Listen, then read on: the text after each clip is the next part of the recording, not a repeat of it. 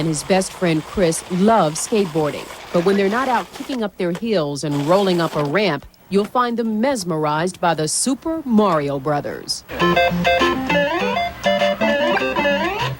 Super Mario Brothers is the all-time best-selling video game on the market under the Nintendo label. And it must be pretty good for someone to want to spend all of one night and 5 days doing nothing but trying to rescue a princess from hundreds of bad guys. John says he scored 10 million doing just that. The game's counter only goes as far as 999,950. But John says his friend kept track of the score as he played over and over again, surprising even himself. It just wasn't me. If it was me, I would have probably been in there watching TV. But I guess the game got control of me. But what is it that fascinates kids so much about these games? What is it? The adventures and all that. It's when they're bored, they have something to do instead of spending quarters. A game counselor for Nintendo says a score of 10 million is not a record, but it is an accomplishment, something a lot of kids apparently try to reach.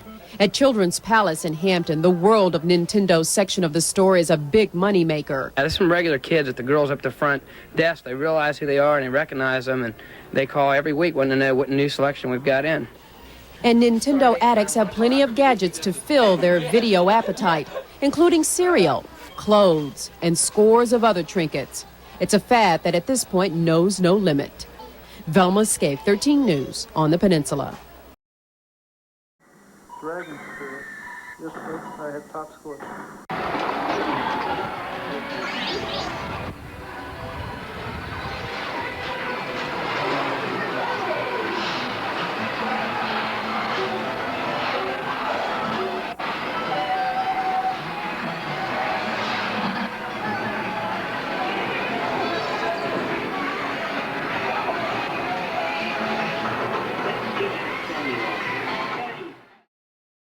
Back when the future was pixelated, programming felt like magic. We had 64 kilobytes of memory and dreams too big for the screen.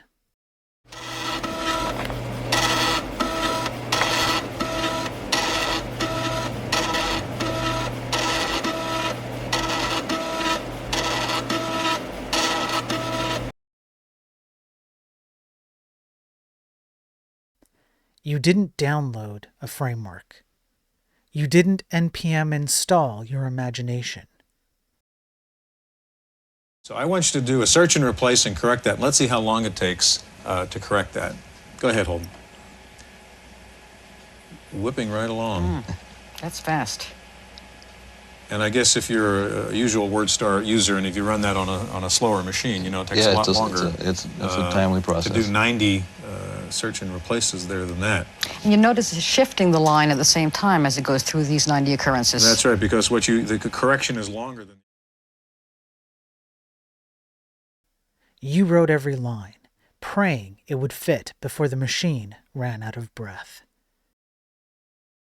Music is 50K. Wow. So that's pretty Is it dramatic. going to sound okay? Yeah, we'll listen. Can we take a look and see how this works? Yeah, basically. Now, how do I actually get the file now into my homepage? Well, you need to drop the HTML file that we created when we compressed the audio. Okay, so that code was automatically created by the Right. software. We created But it. I now have to do a little cut and paste inside my original code. Right, and you could use PageMill or anything else, but we're just going to, for simplicity, we're going to copy that.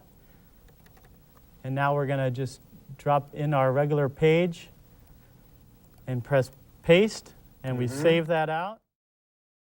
That was the spirit of it. Every byte, every frame, handcrafted.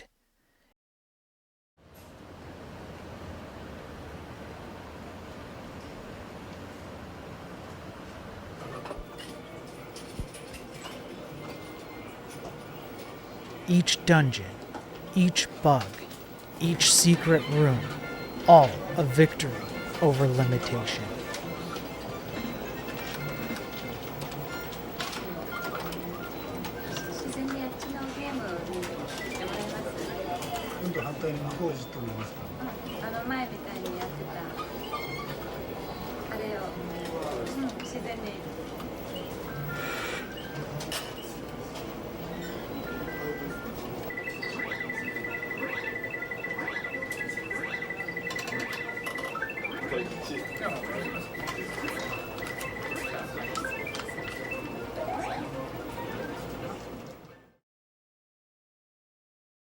We didn't have much, but in the space between zeros and ones, we found art, character,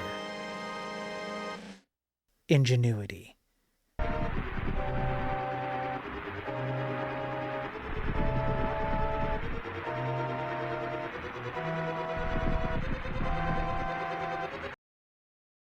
Now we have what many only dreamt of a few mere decades ago.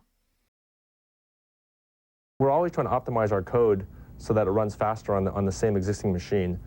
Basically, the more efficient that our code is, the better the frame rate of the game will be. So it'll update the screen more times per second.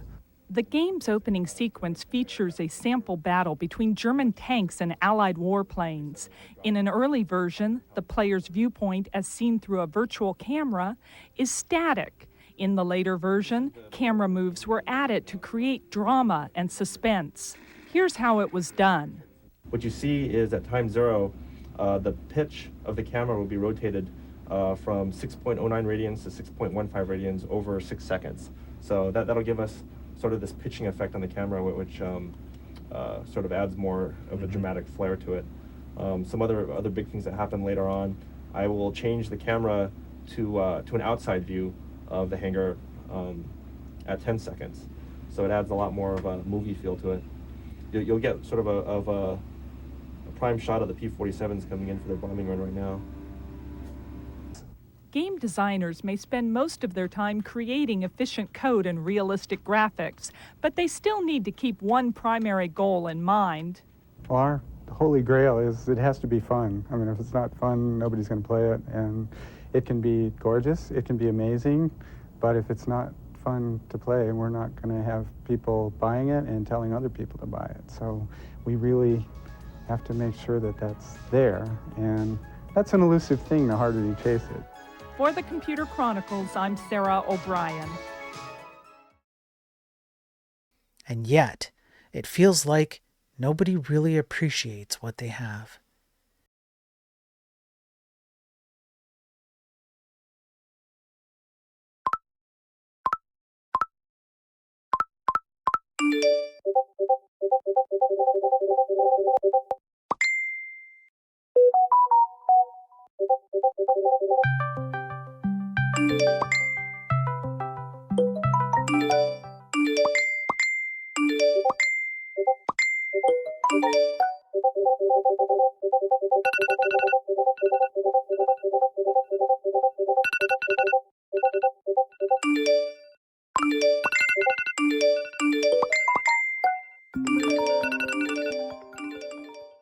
We traded precision for convenience, clarity for comfort.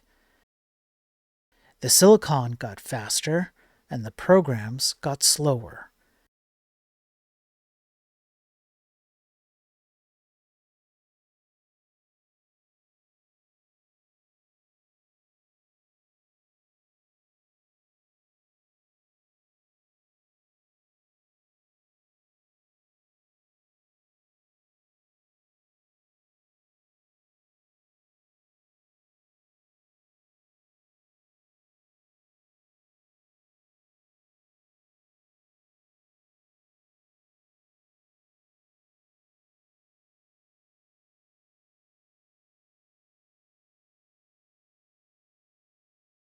Full of ads and subscriptions.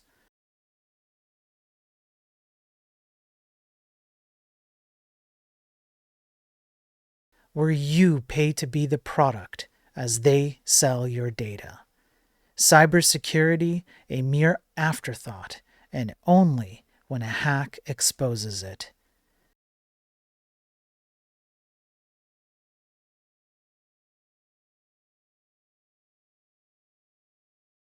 Somewhere along the way, we stopped building worlds and started importing them.